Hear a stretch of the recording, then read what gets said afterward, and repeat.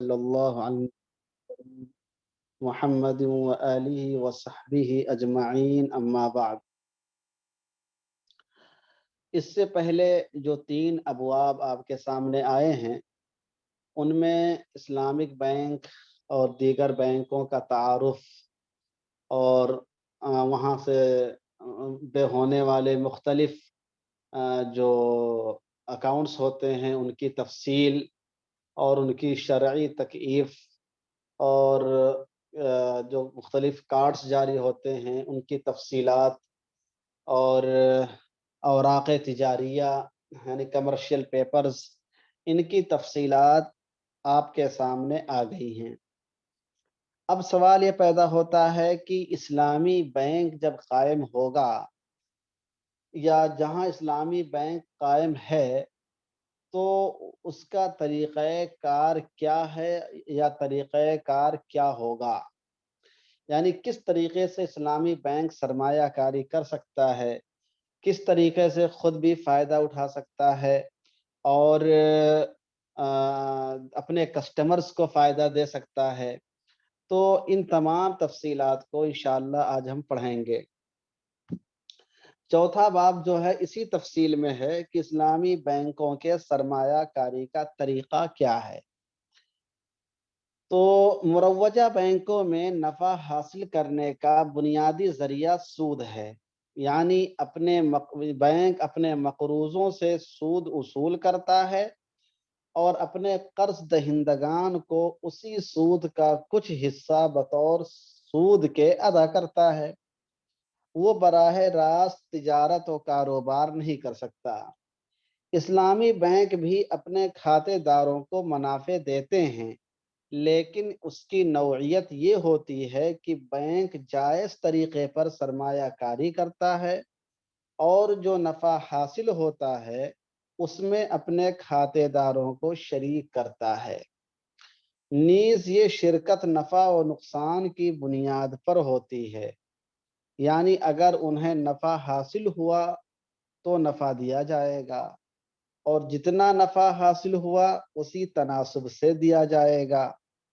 इस तरह खातेदार नुकसान की सूरत में नुकसान में भी शरीक रहेंगे, बल्कि बाज़ सूरतों में पूरा माली नुकसान खातेदारों को बर्दाश्त करना होगा। इसलिए इस्लामी बैंकों के लिए सरमायाकारी की बड़ी अहमियत है। तो देखा आपने कि जितने बैंक कायम होते हैं, ख़्वाह वो मुरव्वजा बैंक हों, ख़्वाह वो इस्लामी बैंक हो, दोनों का बुनियादी मतमह नज़र यही होता है कि बैंक खुद भी अपनी सहूलियात के लिए, अपनी खिदमात के लिए पैसे हासिल करे और ख़ुद भी उससे फ़ायदा उठाए और जिसने पैसे जमा किए हैं, जो उसका अकाउंट होल्डर है, कस्टमर है, उसको भी फ़ायदा हो। अब बुनियादी तौर पर यहाँ पर 2 फ़र्क हो जाते हैं। एक फ़र्क तो ये होता है कि जो मुरव्वजा बैंक होता है, इसका पूरा सिस्टम, इसका पूरा निज़ाम सूद पर होता है। वो सूद पर रकम देता भी है और सूद पर रकम लेता भी है। और दूसरी बात ये है कि उसको तिजारत करने की या इस तरीके से पैसा इन्वेस्ट करने की इजाज़त नहीं होती है कि उसमें उसको नुकसान लाहिक हो सके। जबकि इस्लामी बैंक जो होता है, ये अव्वले मरहला में सूदी मामला नहीं कर सकता है और उसके लिए सूद का कोई भी मामला दुरुस्त नहीं होगा। और ये भी नफ़ा देना चाहेगा, तो नफ़ा देने का यहाँ पर तरीक़ा अलग होगा कि यहाँ पर जो कस्टमर होगा, उसको नफ़ा और नुकसान दोनों में शरीक किया जाएगा। अगर नफ़ा होता है, तो उसको भी नफ़ा मिलेगा और अगर नुकसान होता है, तो उसको भी नुकसान बर्दाश्त करना होगा, उसको नुकसान बर्दाश्त करना होगा। तो इस तरीके से दोनों बैंकों में तो नफ़ा को मलहूज़ रखा जाता है, लेकिन इस्लामी बैंक का मामला जायज़ होता है, जबकि मुरव्वजा बैंकों का मामला नाजायज़ होता है। ठीक है? अब सवाल ये है कि इस्लामी बैंक जो तरीक़ा इख्तियार करेगा वो क्या हैं? तो इस्लामी बैंक सरमायाकारी के जो तरीक़े इख्तियार करते हैं वो ये हैं। नंबर 1 मुज़ारबा, नंबर 2 शिरकत, نمبر 3 اجارہ، نمبر 4 مرابحہ، نمبر 5 سلم، نمبر 6 استثناء۔ سمجھ رہے ہیں کہ جب کسٹمر اپنی رقم جمع کراتا ہے بینک کے پاس تو اس کو اختیار ہوتا ہے کہ وہ ان 6 میں سے کوئی ایک اختیار کرے۔ سمجھ رہے ہیں؟ وہ اپنی رقم کو بینک کو مزاربت کے طور پر بھی دے سکتا ہے، اپنی رقم کو شرکت کے طور پر بھی دے سکتا ہے، اپنی رقم کو وہ اجارے کے طور پر بھی دے سکتا ہے، مرابحہ کے طور پر بھی دے سکتا ہے، سلم کے طور پر بھی دے سکتا ہے، استثناء کے طور پر دے سکتا ہے۔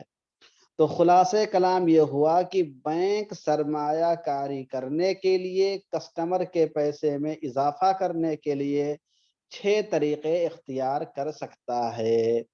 اب انہی 6 کی آخر تک پوری تفصیل آئے گی کہ مزاربت کی صورت بینک اختیار کرے گا تو اس کا کیا طریقہ کار ہوگا، اور اس میں نفع نقصان کی کیا صورت ہوگی، شرکت کا معاملہ ہوگا تو اس کے بنیادی احکام کیا ہوں گے، اجارہ کا معاملہ ہوگا تو اس کی صورت کیا ہوگی، طریقہ کار کیا ہوگا، نفع نقصان کی کیا صورت ہوگی، یعنی اسی طریقے سے باقی کو سمجھ لیجئے۔ تو بینک کتنے طریقے اختیار کرتا ہے سرمایہ کاری کے؟ اگر کوئی آدمی پوچھے کہ اسلامی بینک اور مروجہ بینک میں بنیادی فرق کیا ہے اور نفع کے سلسلے میں دونوں کی کیا سوچ ہے، تو کیا آپ اسے بتا سکتے ہیں؟ آپ اسے بتائیں گے کہ نفع کے سلسلے میں دونوں کی سوچ یہ ہے کہ دونوں اپنے کسٹمر کو نفع پہنچانا چاہتے ہیں اور خود بھی نفع اٹھانا چاہتے ہیں، لیکن مروجہ بینک اس چیز کو سود کے ذریعے سے حل کرتا ہے، جبکہ اسلامی بینک اس کو سود کے ذریعے سے حل نہیں کرتا ہے بلکہ دیگر جائز معاملات کے ذریعے سے حل کرتا ہے۔ اگر یہ سوال ہو کہ اسلامی بینک سرمایہ کاری کے لیے اپنے سرمایہ کو بڑھانے کے لیے کتنے طریقے اختیار کر سکتا ہے، تو کیا آپ جواب دیں گے؟ آپ جواب دیں گے کہ اسلامی بینک اپنے کسٹمر کے سرمایے کے لیے 6 طریقے اختیار کر سکتا ہے: مزاربت کا، شرکت کا، اجارے کا، مرابحہ کا، سلم کا، استثناء کا۔ ان کی تفصیلات کیا ہیں وہ آگے آ رہی ہیں، ٹھیک ہے؟ آگے دیکھیے کیا ہے، یہ ہے مزاربت۔ اب اس کو مزاربت کو دیکھیں۔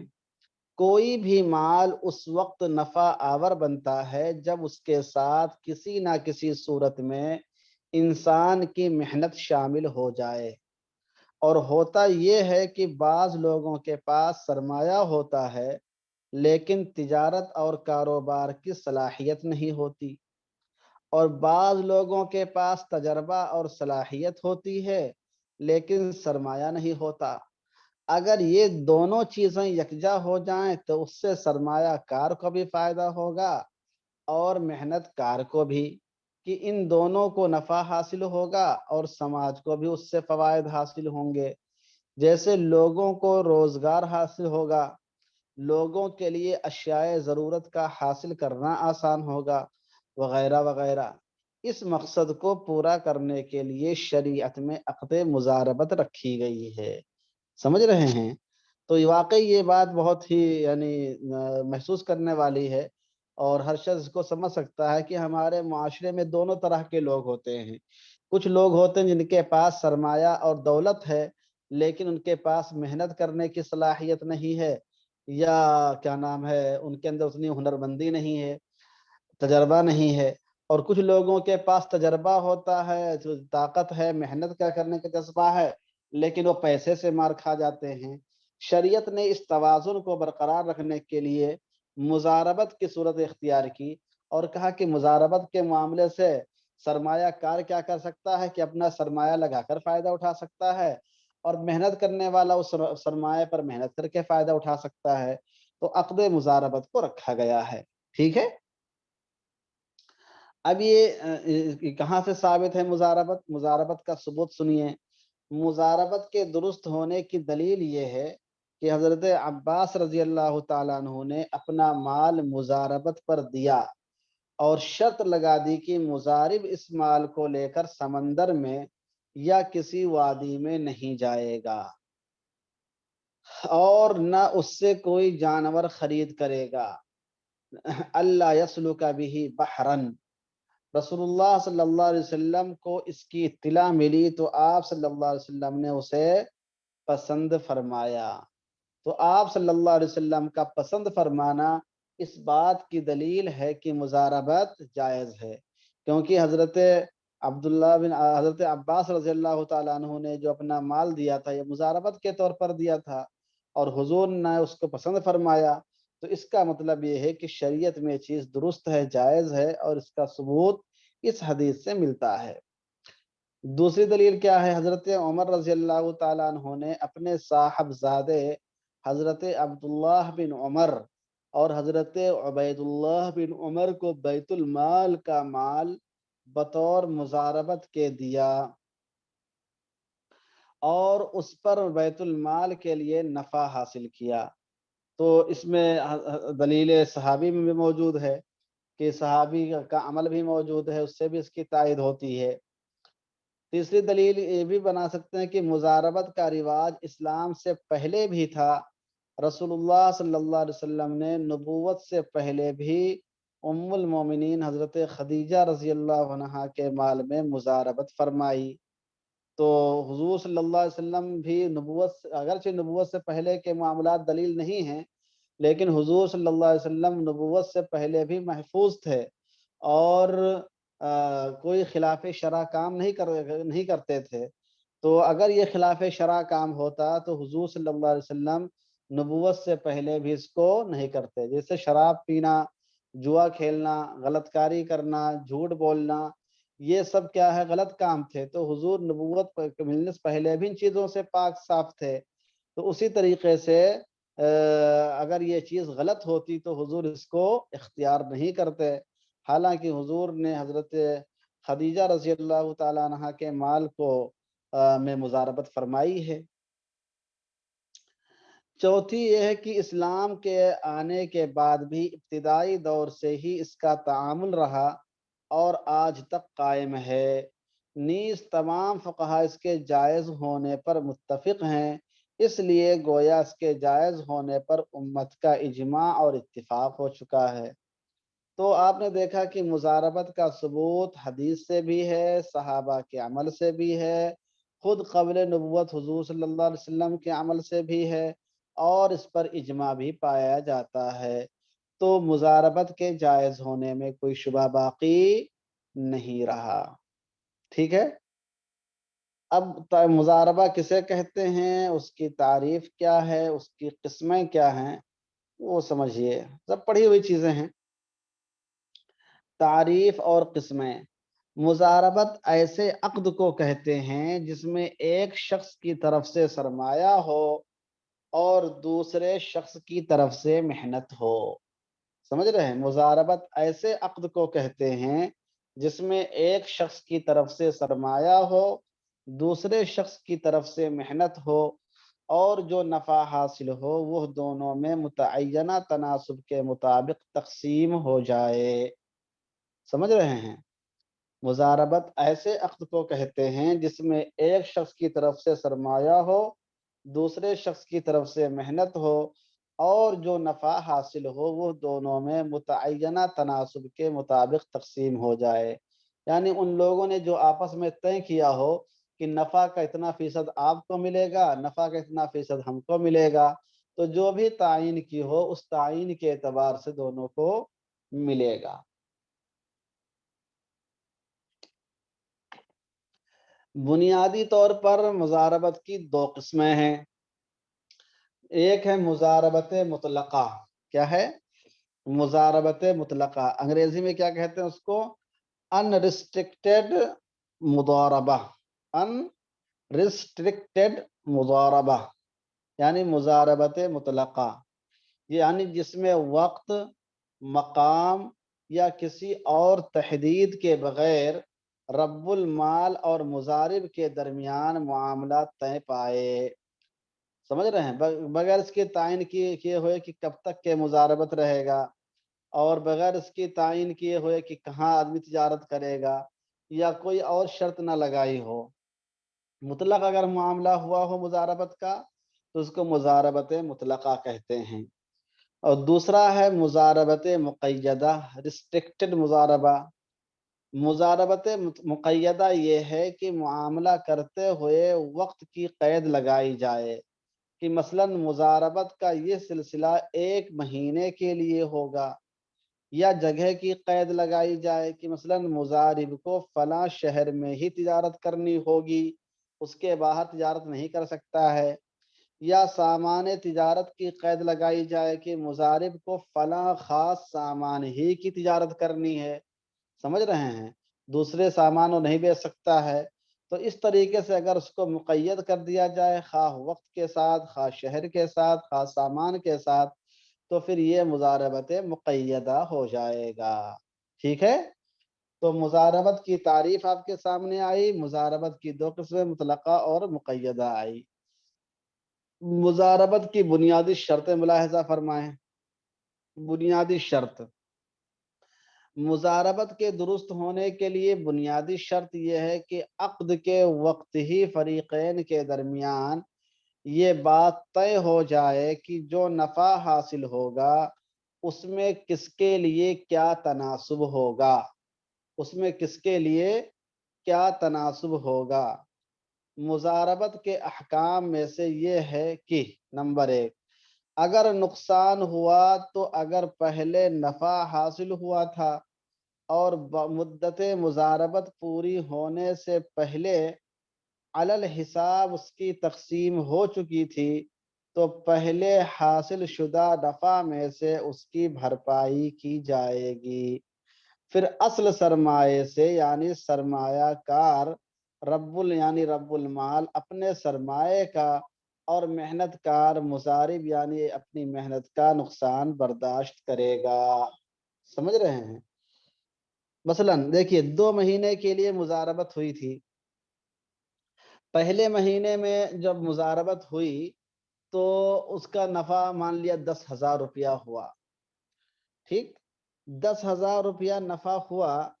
اب 10,000 روپیہ میں 5,000 مان لیا 50-50 کا معاملہ تھا، تو دونوں کے 5,000 روپے ہو گئے۔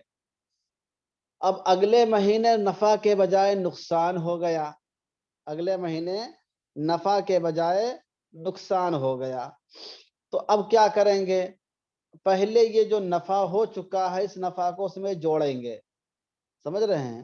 اگر وہ مضارب کے برابر بیٹھ جاتا ہے، جتنا مال تھا راس المال اتنا مال ہو جاتا ہے تو راس المال اپنا لے لے گا اور معاملہ ختم ہو جائے گا، اور اس کے باوجود بھی اگر کم پڑ جاتا ہے تو پھر اب اس نقصان کو دونوں برداشت کریں گے، اس نقصان کو دونوں برداشت کریں گے۔ کیسے برداشت کریں گے؟ اس طرح برداشت کریں گے کہ پیسہ لگانے والے کے پیسے کا نقصان مانا جائے گا، اور پیسہ لگانے والے کے پیسہ کا نقصان مانا جائے گا، اور تجارت کرنے والا جو مضاربت کرنے والا ہے اس کی محنت کا نقصان مانا جائے گا۔ مثلا ایک آدمی کو 1,00,000 روپیہ 3 مہینے کے لیے دیا، ٹھیک ہے، کہ 3 مہینہ اس سے مضاربت کریے۔ اب اس آدمی نے 3 مہینے میں سے 2 مہینہ مضاربت کیا اور حساب کیا تو 1,10,000 روپے ہو رہے ہیں، اور 50-50 کا معاملہ ہوا تھا، تو بتائیے مضارب کو کتنا ملے گا، رب المال کو کتنا ملے گا؟ مضارب کو کتنا ملے گا، رب المال کو کتنا ملے گا؟ مضارب کو 5,000 ملے گا، رب المال کو بھی 5,000 ملے گا، ٹھیک ہے، دونوں کا حق کتنا ہوا؟ 5,000 روپے کا دونوں کا حق ہو گیا۔ اچھا، اب اس نفع کو چاہے تقسیم کر لیا ہو چاہے تقسیم نہ کیا ہو، ابھی ایسے باقی ہو۔ تیسرے مہینے کا جب حساب کیا تو 15,000 روپے کا نقصان ہو گیا، 15,000 روپے کا نقصان ہو گیا، سمجھ رہے ہیں؟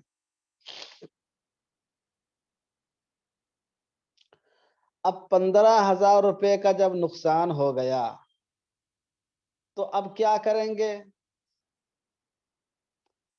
15,000 روپے کا جب ان کا نقصان ہو گیا تو اب یہ نقصان کیسے تقسیم کریں گے؟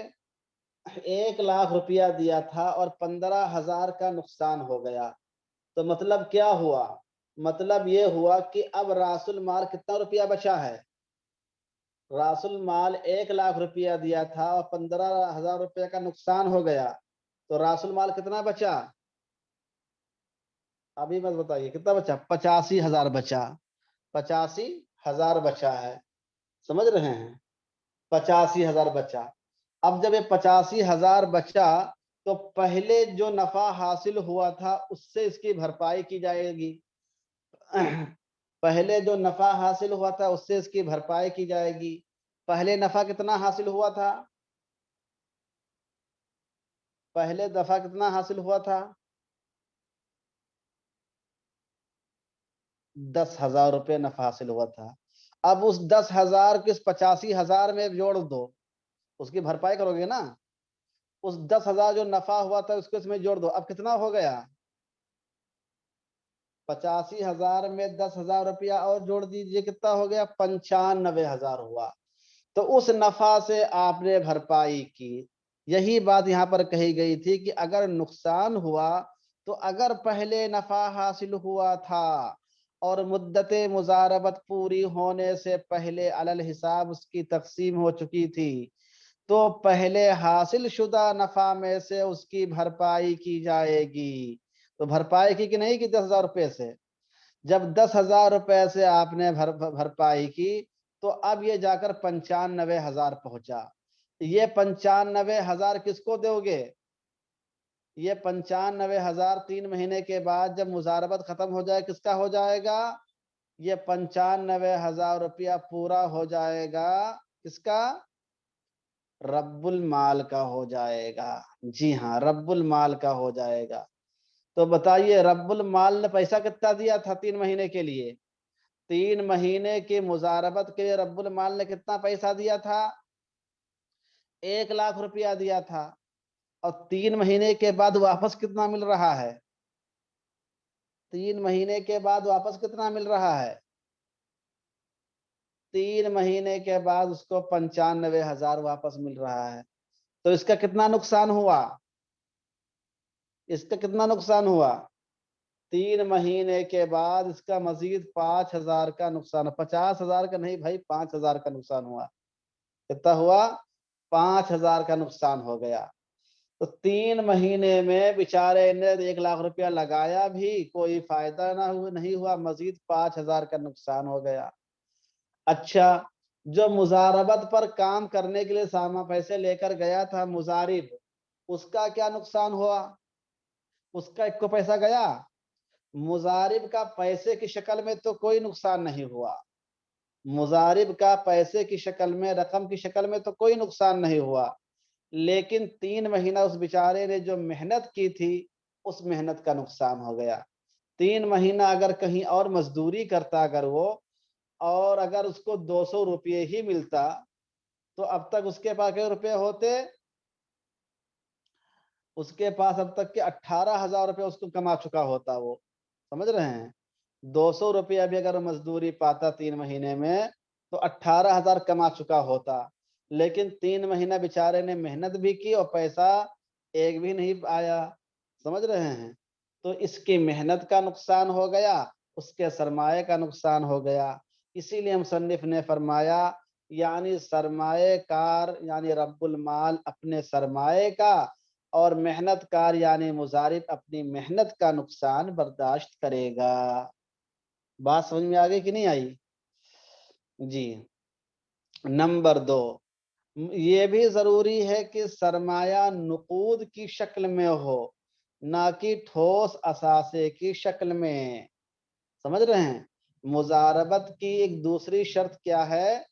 مضاربت کی دوسری شرط یہ ہے کہ رب المال جو مال دے گا وہ نقود کی شکل میں ہونا چاہیے، وہ درہم و دینار کی شکل میں ہونا چاہیے، سونا چاندی کی شکل میں ہونا چاہیے، روپیہ پیسے کی شکل میں ہونا چاہیے، کرنسی کی شکل میں ہونا چاہیے، سامان کی شکل میں نہیں ہونا چاہیے، سمجھ رہے ہیں؟ ٹھوس سامان کی شکل میں نہیں ہونا چاہیے۔ کیوں نہیں ہونا چاہیے بولیے؟ کیوں نہیں ہونا چاہیے؟ ٹھوس سامان کی شکل میں اس لیے نہیں ہونا چاہیے کہ اگر آپ اس کو ٹھوس سامان بیچنے کے لیے دیں گے تو پھر وہ مزاربہ نہیں بلکہ اجارہ ہو جائے گا۔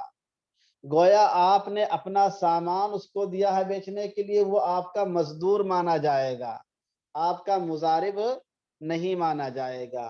اور جب آپ اس کو سرمایہ دیں گے، خود سامان خریدے گا اور خود بیچے گا، خود سامان خریدے گا اور خود بیچے گا، تب جا کر وہ مضارب ہوگا۔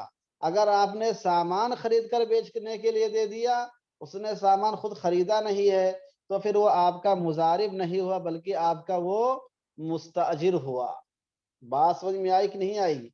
یہ نقطہ بھی ذہن میں رکھیں کہ مضاربت میں نقد دینا ہی کیوں ضروری ہے؟ نقد دینا اس لیے ضروری ہے تاکہ مضاربت کا معاملہ ہو، ورنہ اجارے کا معاملہ ہو جائے گا۔ جی ہاں، اگر منافع پہلے تقسیم کر چکے ہوں تو رب المال مضارب سے 5,000 روپیہ مانگے گا، بالکل مانگے گا، کہے گا لاؤ بھائی 5,000 روپیہ۔ مصنف نے لکھا نہیں ہے، دیکھیے کیا لکھا ہوا ہے کہ اگر نقصان ہوا تو اگر پہلے نفع حاصل ہوا تھا اور مدت مضاربت پوری ہونے سے پہلے علی الحساب اس کی تقسیم ہو چکی تھی تو پہلے حاصل شدہ نفع میں سے اس کی بھرپائی کی جائے گی۔ اس سے کہا جائے گا کہ پہلے مہینے میں یا دوسرے مہینے میں جو آپ کو 5,000 روپیہ نفع کا دیا تھا وہ نفع لا کر واپس کریے۔ بات سمجھ میں آئی کہ نہیں آئی؟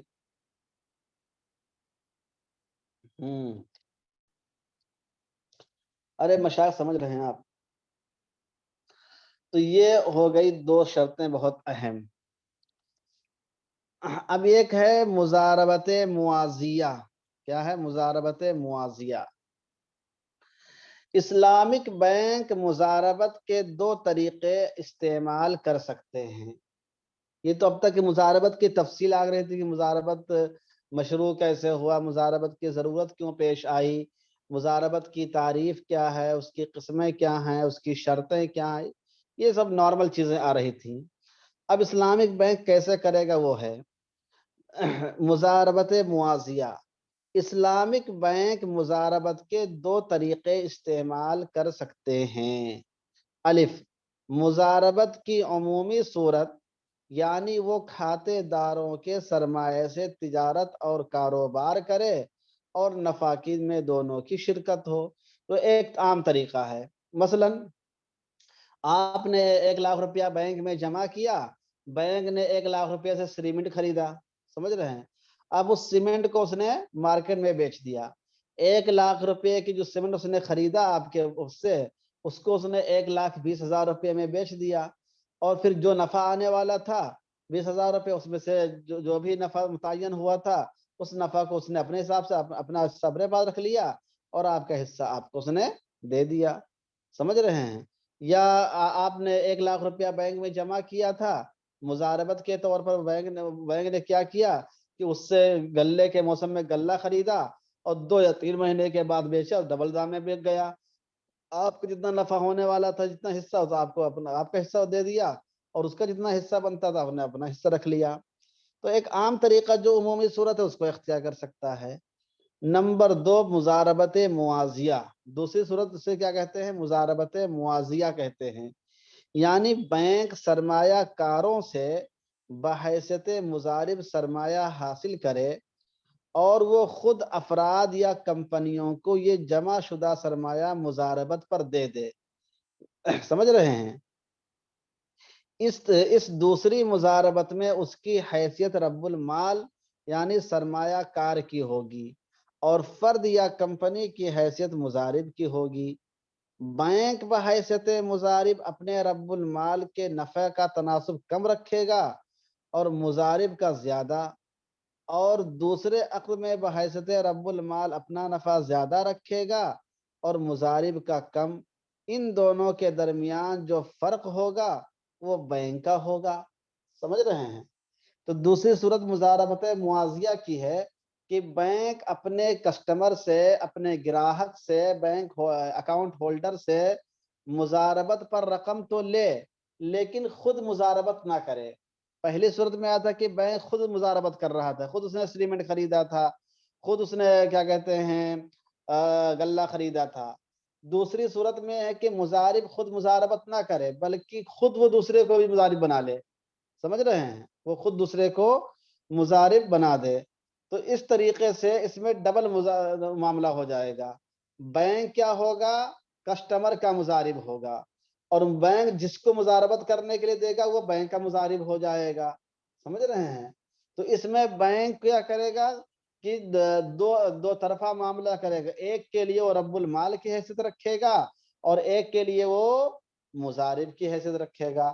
اپنے کسٹمر کے لیے تو وہ مضارب ہے، لیکن جس کو اس نے خود پیسہ دیا کہ تم اس سے کاروبار کرو، تم اس سے چیزیں خریدو بیچو، نفع ہم کو دیتے رہنا، تو اس کے لیے رب المال ہو جائے گا۔ اب اس میں کیا کرے گا بینک، اس میں بینک یہ کرے گا کہ دو طرفہ جب معاملہ کرے گا، تو جیسے مان لیا کہ 1,00,000 روپیہ کسی آدمی نے جمع کیا بینک میں کہ ہمارا 1,00,000 روپیہ جمع کر دیجئے، تو اب بینک اس سے مضاربت کے طور پر لے گا، بینک کیا کہے گا، اس سے مضاربت کے طور پر لے گا۔ اب جب مضاربت کے طور پر کرے گا تو یہاں پر شرح کو کیا کرے گا، کم رکھے گا، نفع کا تناسب کم رکھے گا، اس سے یہ کہے گا کہ دیکھو ہمارا آپ کا معاملہ 30 اور 70 کا رہے گا، کیا رہے گا، 30 اور 70 کا رہے گا، یعنی اگر 100 روپیہ نفع آیا تو 30 روپیہ آپ کا اور 70 روپیہ ہمارا رہے گا، سمجھ رہے ہیں، 30 روپیہ آپ کا رہے گا اور 70 روپیہ ہمارا رہے گا۔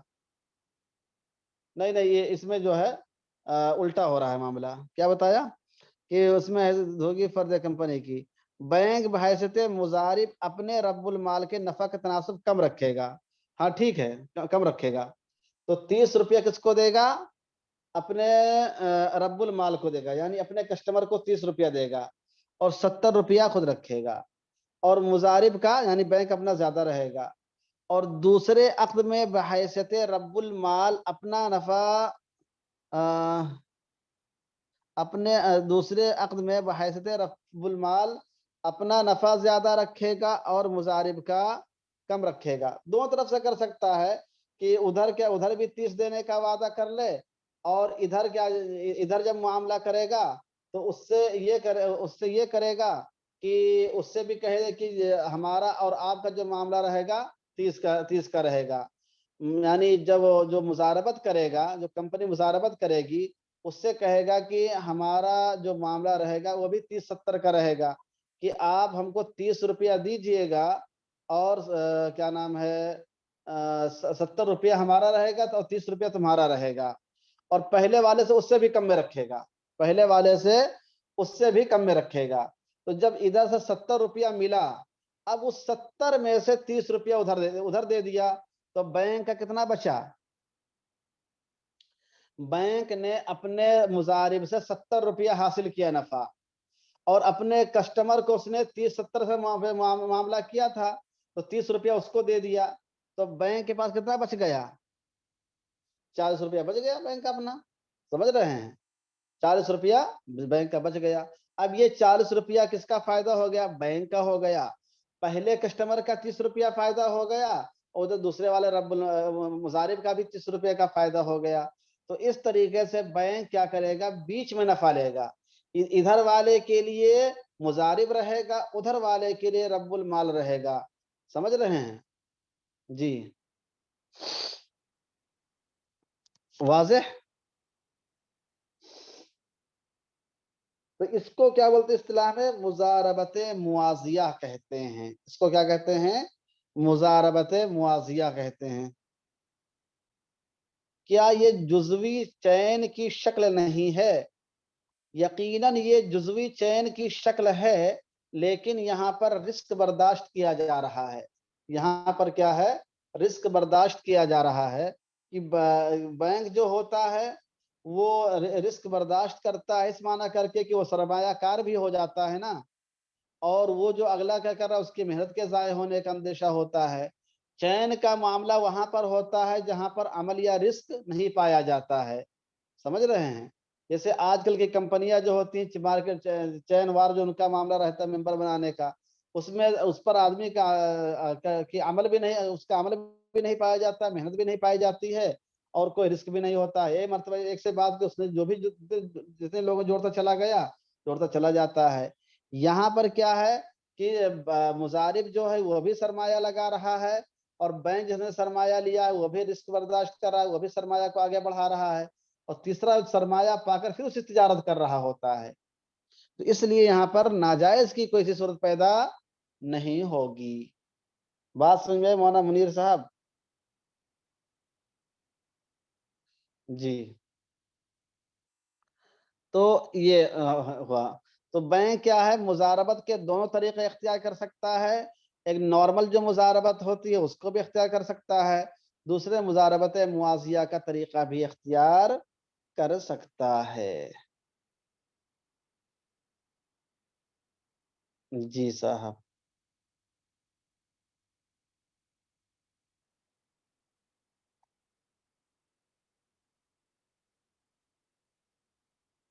ہوں اب یہ ہے مشترکہ مضاربہ، ایک چیز آتی ہے۔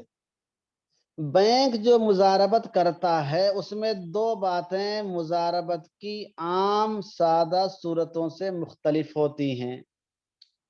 ایک یہ کہ اس میں کسی ایک رب المال کا سرمایہ نہیں ہوتا، بلکہ مختلف لوگوں کا مشترک سرمایہ ہوتا ہے، اس لیے آج کل اسے مضاربت مشترکہ بھی کہتے ہیں۔ سمجھ رہے ہیں؟ بینک کیا نارمل جو بینک ہوتا، نارمل جو مضاربت کا معاملہ ہوتا ہے، اس مضاربت میں اور جو یہ بینک کی جو مضاربت ہوتی ہے، اس میں ایک فرق کیا پایا جاتا ہے کہ نارمل مضاربت میں ایک ہی آدمی کا سرمایہ ہوتا ہے، جسے ہم نے کسی کو 1,00,000 روپیہ دے دیا، 50,000 روپیہ دے دیا کہ تم اس سے تجارت کرو۔ بینک میں ایسا نہیں ہوتا ہے۔ بینک کیا کرتا ہے کہ دسیوں بیسیوں لوگوں کے سرمایہ کو اکٹھا کر کے پھر دیتا ہے۔ سمجھ رہے ہیں؟ مثلا ہم نے 10,000 روپے جمع کیا، آپ نے 20,000 روپے جمع کیا، کسی نے 50,000 روپے جمع کیا، کسی نے 80,000 روپے جمع کیا، کسی نے 8,000 روپے جمع کیا۔ ان تمام سرمایوں کو ملا کر کل ملا کر اس کے پاس 10,00,000 روپے جمع ہو گیا۔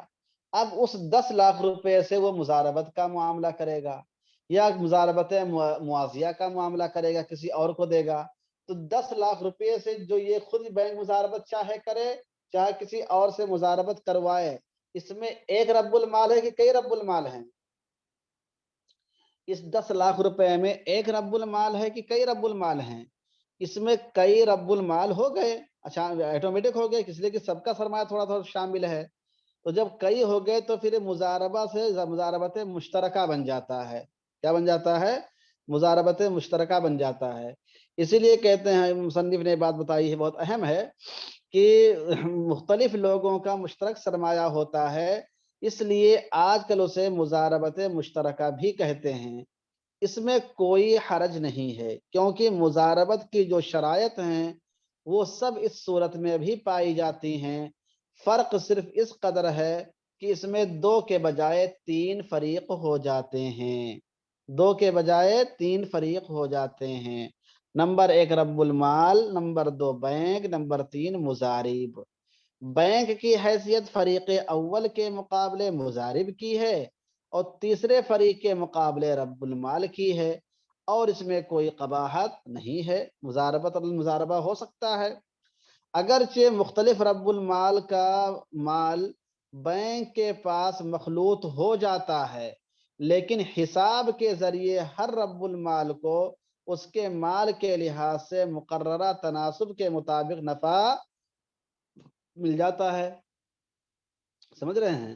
حساب کے ذریعے ہر رب المال کو جتنا دیا ہوگا، جب حساب ہوتا کلیکشن کرنے کے بعد کہ کتنا جمع کیا تھا، کتنے فیصد کی بات ہوئی تھی، تو اس اعتبار سے کیا ہے، حساب کے ذریعے ہر رب المال کو اس کے مال کے لحاظ سے مقررہ تناسب کے مطابق نفع مل جاتا ہے۔ اور فقہائے حنفیہ کے نزدیک شرکا کی اجازت سے ان کے مال کو دوسروں کے مال کے ساتھ ملایا جا سکتا ہے۔ اور فقہائے حنفیہ کے نزدیک شرکا کی اجازت سے ان کے مال کو دوسروں کے مال کے ساتھ ملایا جا سکتا ہے۔ تو چونکہ بینک کے اندر بھی سب کی اجازت ہوتی ہی ہے، اور یہ چیز عرف میں بالکل عام ہو گئی بینکوں کے کہ وہ سب کے سرمایہ کو ملا کر سرمایہ کاری کرتا ہے، اس لیے اس میں کوئی حرج نہیں ہے۔ تو مشترکہ مضاربت بھی درست ہے، یعنی کئی لوگوں کے سرمایہ کو ایک ساتھ ملا کر اس سے تجارت کی جائے یا کرائی جائے، یہ بھی درست ہے، یہ بھی درست ہے۔ ٹھیک ہے، بات سمجھ میں آئی؟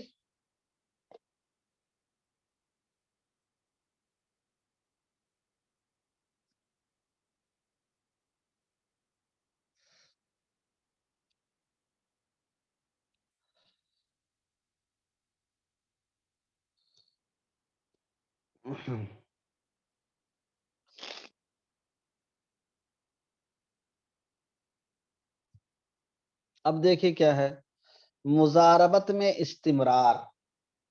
دوسرا مسئلہ یہ ہے کہ بینک میں مضاربت کی ایک استمراری صورت ہوتی ہے، بینک میں مضاربت کی ایک استمراری صورت ہوتی ہے جس میں مختلف سرمایہ کار مختصر یا طویل مدت کے لیے شامل ہوتے اور نکلتے رہتے ہیں۔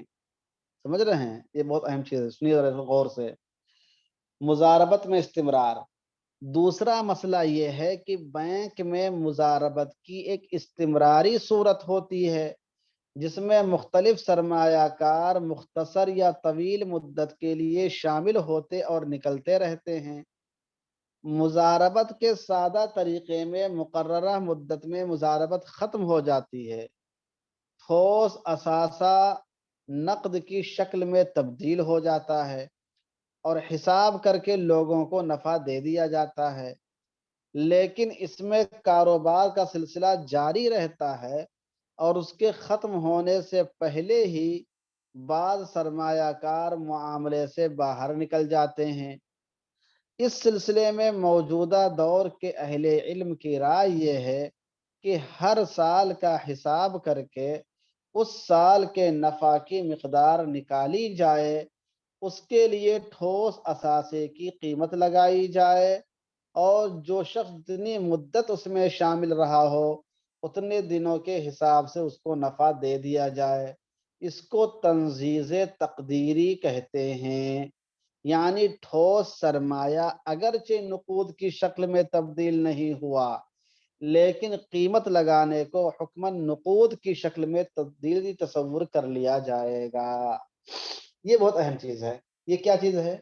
مثلاً بینک کے پاس 100 لوگوں نے پیسے جمع کیے تھوڑے تھوڑے کر کے، اب بینک نے کیا کیا کہ اس 100 لوگوں کے پیسے سے کوئی فیکٹری قائم کر دی، کوئی فیکٹری قائم کر دی، مان لیا اس نے فیکٹری قائم کر دیا بریڈ بنانے کی، سمجھ رہے ہیں، بسکٹ بنانے کی۔ اب جب کئی لوگوں کے کیا، اب وہ فیکٹری چل رہی، اس کا نفع جو ہے تقسیم ہو رہا آتا ہے، تقسیم ہوتا ہے۔ اب ایک آدمی نے 1 سال کے بعد اپنا پورا پیسہ نکال لیا، تو بتائیے جب فیکٹری قائم ہوئی تھی تو اس فیکٹری کے قیام میں اس کا پیسہ لگا کہ نہیں لگا ہے؟ جب فیکٹری قائم ہوئی تھی بینک کی تو جو جن 100 لوگوں نے پیسہ دیا تھا اس کا پیسہ اس کے اندر لگا ہوا کہ نہیں لگا ہوا فیکٹری میں؟ تو اگرچہ یہ آدمی اپنا پیسہ لے کر نکل جاتا ہے، بینک اپنا کھاتہ بند کروا دیتا ہے، بینک میں اپنا کھاتہ بند کروا دیتا ہے، لیکن اس کا پیسہ تو فیکٹری کے اندر لگا ہوا ہے نا، اس کا نفع اس کو ملنا چاہیے تھا۔ یا ایک آدمی پھر دوسرا آدمی 2 سال کے بعد نکل گیا تو 2 سال کا اس نے پیسہ تو لیا لیکن فیکٹری میں اس کا پیسہ لگا ہوا تھا، تو فیکٹری کے اندر جو اثاثہ لگا ہوا ہے، جو مشینیں لگی ہوئی ہیں، جو موٹر لگی ہوئی ہے، سمجھ رہے ہیں، تو اس سب کا پیسہ اس کو کہاں ملا ہے؟ اس سب کا پیسہ تو اس کو بھی ملا ہی نہیں، اس کا جتنا پیسہ نفع والا تھا اتنا نفع والا پیسہ دے دیا گیا، اور اس کا جتنا پیسہ اس کے کھاتے میں جمع تھا اس کے کھاتے کا پیسہ دے دیا گیا۔